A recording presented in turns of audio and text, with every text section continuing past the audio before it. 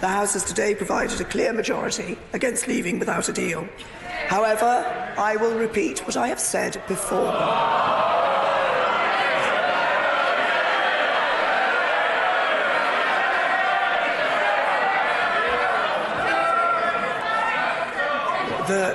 The House must calm itself.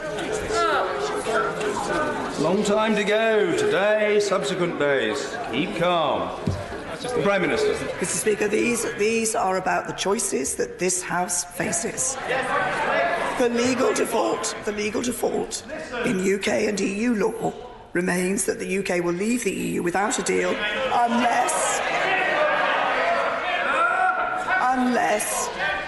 unless something else is agreed. The onus is now on every one of us in this House to find out what that is. The options before us are the same as they always have been. We could leave with the deal which this government has negotiated over the past 2 years. We could leave with the deal we have negotiated but subject to a second referendum, but that would risk no Brexit at all. Damaging the fragile trust between the British public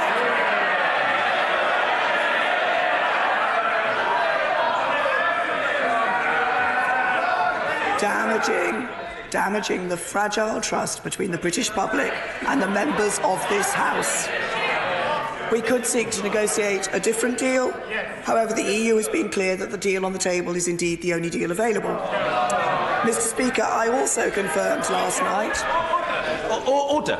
The great likelihood, I await further comment, but I think I can say this without fear of contradiction, is that there will be further opportunities for these matters to be debated.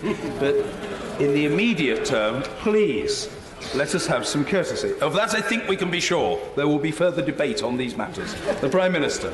Mr. Speaker, I also confirmed last night that if the House declined to approve leaving without a deal on the 29th of March 2019, the Government would bring forward a motion on whether the House supports seeking to agree an extension to Article 50 with the EU, which is the logical consequence of the votes over the past 2 days in this House. The Leader of the House will shortly make an emergency business statement confirming the change to tomorrow's business. The motion we will table will set out the fundamental choice facing this House. If the House finds a way in the coming days to support a deal, it would allow the Government to seek a short, limited technical extension to Article 50 to provide time to pass the necessary legislation and ratify the agreement we have reached with the EU. But let me be clear, such a short technical extension is only likely to be on offer if we have a deal in place. Therefore, the House has to understand and accept that if it is not willing to support a deal in the coming days, and as it is not willing to support leaving without a deal on the 29th of March, then it is suggesting that there will need to be a much longer extension to Article 50. Such an extension would undoubtedly require the United Kingdom to hold European Parliament elections in May 2019.